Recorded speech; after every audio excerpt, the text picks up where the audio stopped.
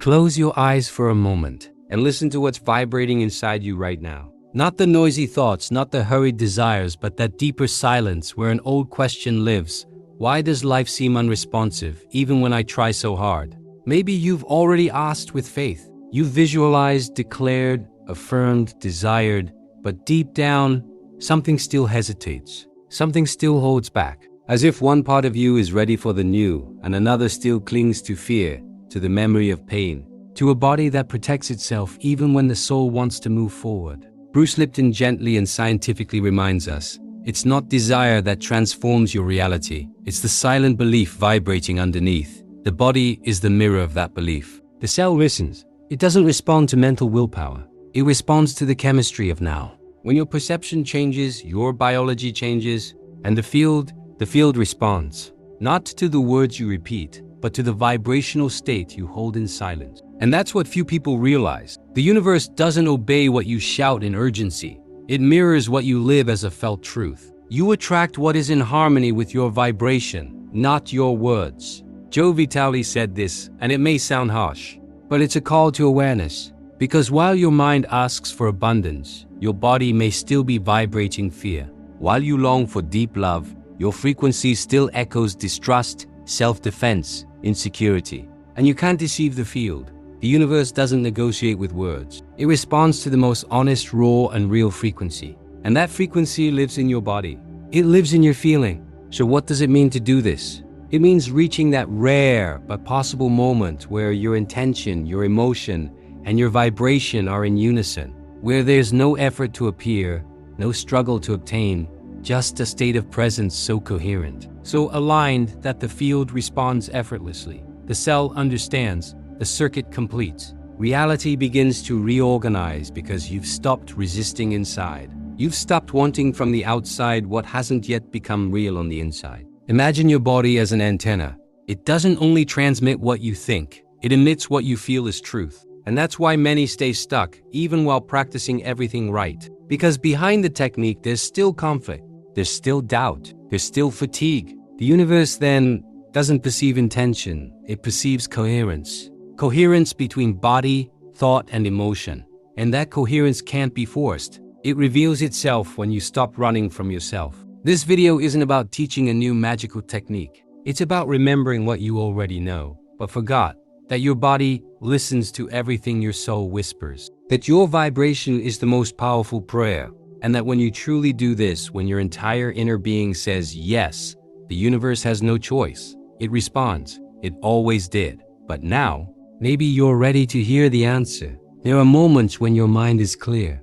It knows what it wants. It sees the vision. It whispers abundance, health, love, peace. But something inside doesn't follow. The thought is forward, but the body is still back there, stuck in memories, anchored in the echoes of past wounds. It's as if a silent voice inside says, I want it, but I don't feel safe. This is the hidden fracture. The desire is mental, but the trauma is cellular. You may be asking the universe for change, a new relationship, a healing, a breakthrough. But your body is still bracing, still guarding. It's not that you don't want transformation. It's that your cells haven't yet received permission to trust it. Bruce Lipton's work in epigenetics reveals something essential. Cells only open to the new when the emotional environment within feels safe. Not when the conscious mind says go, but when the subconscious stops saying danger. And this is where most people feel stuck without understanding why. They try harder.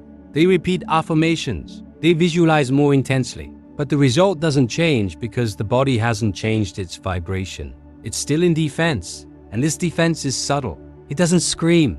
It whispers through tension in your chest, shallow breath, a slight clench in the jaw, a restlessness you can't explain. It's the body's way of saying, I don't trust that it's time yet. And so nothing moves. Not because you're weak or broken, but because part of you is still trying to protect itself from what it once learned to fear. That's why the first step in true manifestation is not to want harder. It's not to shout louder at the universe. It's to dissolve the vibrational resistance that quietly screams, it's not safe to change. This resistance lives below thought. It lives in your nervous system, in your emotional memory, in the silence between words. And until that energy shifts, the field around you won't shift either. because it is only echoing what your body is truly broadcasting. The invitation then is not to rush toward what you want, but to turn inward, to feel where your body still says no, even when your mind says yes.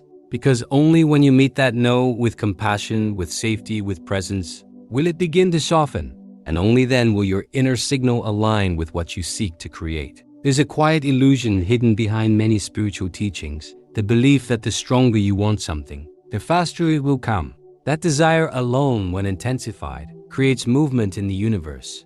But what if this very intensity is the barrier? What if the energy of force is not a gateway, but a signal of misalignment? When you want something with urgency, your body often enters a subtle emergency mode. Even when your words are about love, prosperity, or healing, your frequency whispers tension. Underneath the visualization and affirmations, there's often a silent desperation. I need this now because I don't have it yet. That gap between what you say and what you feel is what the field listens to. Bruce Lipton reminds us the body is not just a vehicle, it's a receptor. And when your internal environment vibrates fear, anxiety, or lack, your biology responds accordingly. You don't manifest from longing, you manifest from alignment. Alignment doesn't scream, it doesn't chase. It walks with a natural pace, because it already feels part of what it seeks. True creation happens not from pressure, but from coherence. Coherence between thought, emotion, and being. The universe doesn't respond to how much you want. It responds to how naturally you can embody what you desire.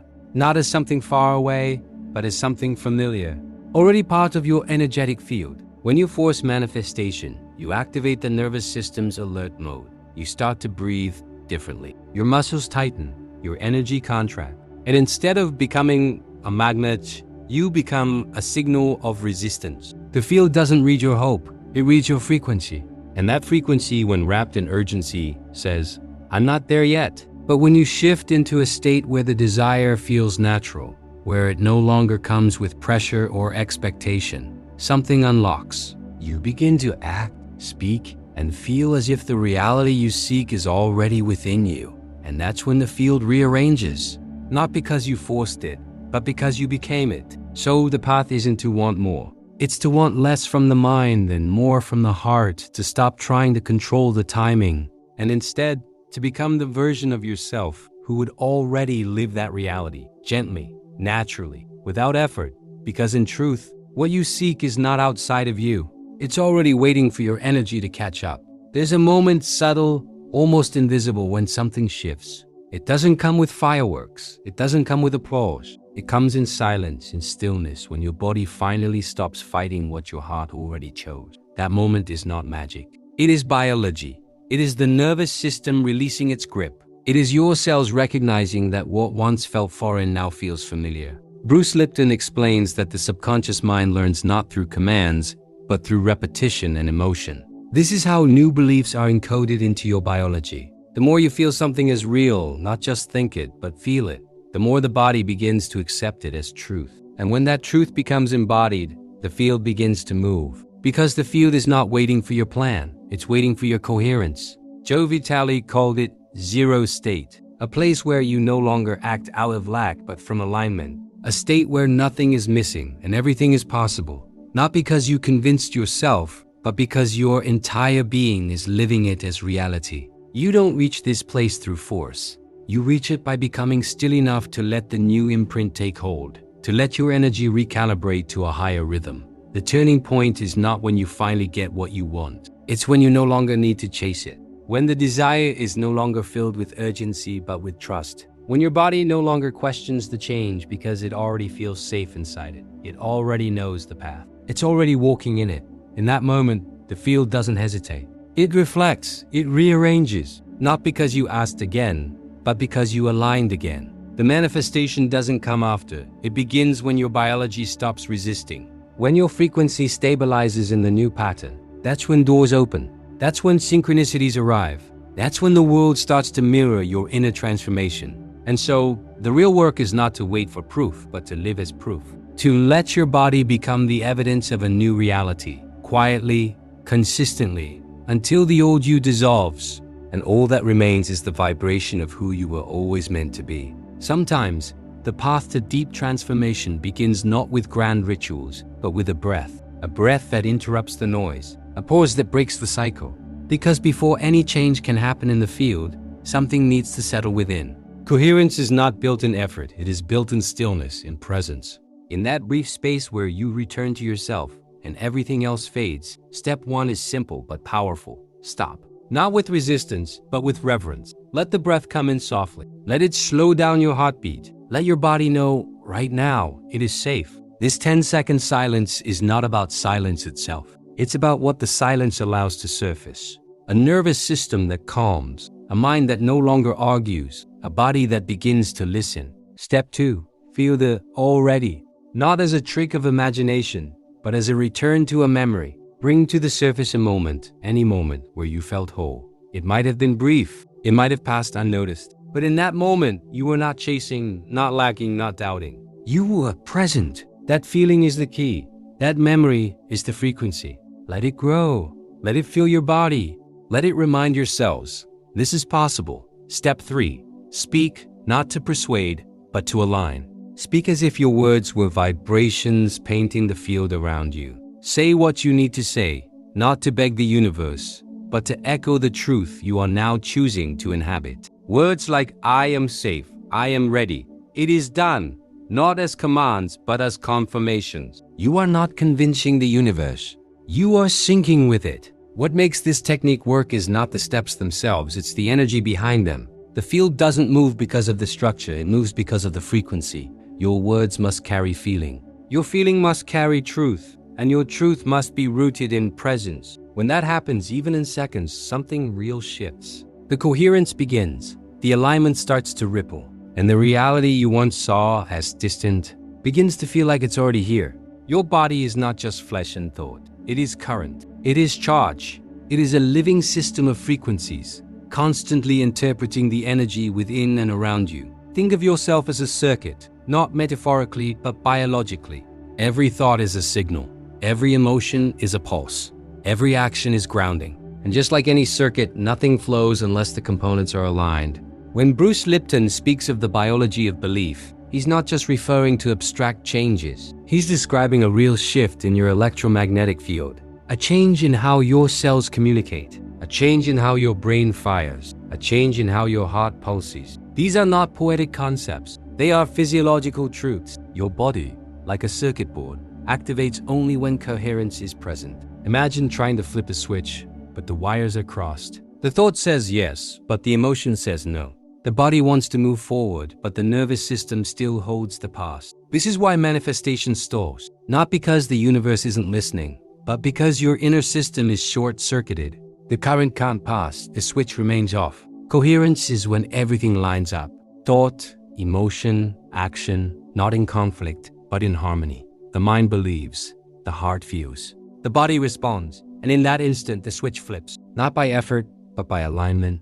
The energy flows freely. The signal becomes clear, and the field begins to mirror what you've become. It's not enough to think positively. It's not enough to act with discipline. If the emotion is out of tune, the circuit is incomplete. And without the circuit, the field receives mixed signals, confusion, resistance, noise. But when the body becomes a unified conductor, when your entire being vibrates the same truth, then the power flows effortlessly. And manifestation is no longer something you do. It's something that happens as a byproduct of who you are. So the key is not to push, it's to connect. Not to insist, but to integrate. Because the moment the switch turns on, the entire system wakes up, the energy moves, and reality begins to follow the rhythm of your coherence. There's a kind of exhaustion that doesn't come from working hard. It comes from constantly trying to change what never seems to shift. From chasing manifestation as if it were a finish line always one step ahead. And behind this effort, there's often something unspoken. A hidden frequency of lack masked by the language of desire. You practice, you visualize, you affirm. But beneath the rituals, there's a quiet hunger, a need to prove something. A fear that if you stop, everything will fall apart. It becomes a spiritual anxiety, not the peace of creation, but the fatigue of never arriving. And the more you try, the more you signal to the universe, I still don't have it. I'm still not there. I'm still waiting. Bruce Lipton reminds us that your biology doesn't lie. it doesn't listen to repetition. It listens to coherence. And if your energy is rooted in striving, in the perpetual act of trying, then what your cells absorb and what the field reflects is lack, not abundance, not readiness, but the vibration of not yet, not enough, still missing. This addiction to effort is subtle. It wears the clothes of discipline. It speaks in the language of commitment. But it often hides an unwillingness to surrender, because surrender feels like giving up. And yet, in truth, it is the only way to rise above the cycle, to step out of the frequency of seeking and into the frequency of being. Trying becomes a trap when it disconnects you from trust, when it replaces presence with performance, when it keeps you chasing what only arrives when you stop chasing. Because the field does not respond to how many times you ask. It responds to the depth of your embodiment. And embodiment doesn't repeat to convince. It rests in certainty. You don't need to try harder. You need to become still enough to hear where you're out of sync, where you're still reaching instead of receiving. Because what you're truly seeking is not more technique. It's more trust, more coherence, more quiet belief. And that only comes when you stop trying to force manifestation and begin to remember that you are already the one it was waiting for. Bruce Lipton once said, "When you change your perception, you change your chemistry, and your reality follows." This is not just a poetic idea. It's a biological truth. Because perception is not just thought. It's vibration. It's the emotional lens through which your body sees the world. And the field, the universe around you, is listening not to your words, but to the vibration your perception creates. It's easy to believe that what you say matters most. That if you repeat affirmations with enough frequency, something will shift. But the universe doesn't interpret language. It reads energy, the space between your sentences, the feeling behind your silence, the coherence or contradiction that lives in your body when no one is watching. The presence you hold is stronger than any technique. Not the presence of doing, but the presence of being. When you hold a vibration consistently, not through force, but through truth, the field adapts. Because it must. That's the law. The outer world bends to meet the inner world. Not instantly, not always visibly, but unavoidably. Neville Goddard spoke of assuming the feeling of the wish fulfilled, not as imagination, but as identity. To feel as if it were already done. To live from the state, not toward it. And to remain in that frequency until it no longer feels like practice, it feels like home. The universe is not your servant, it is your mirror. It doesn't grant wishes like a distant god. It reflects what you are in essence now. When your inner signal changes, reality doesn't resist, it reorganizes, because it was always listening, waiting, not for the perfect thought, but for the authentic frequency that could finally match what you were asking for. So, in this closing breath, let this truth settle. Stop trying to convince the universe. Start learning to convince your own body, because when your biology believes, the field aligns. When your cells relax into a new truth, the world shifts with them. And in that silence, that deep, coherent silence, the universe finally says, yes.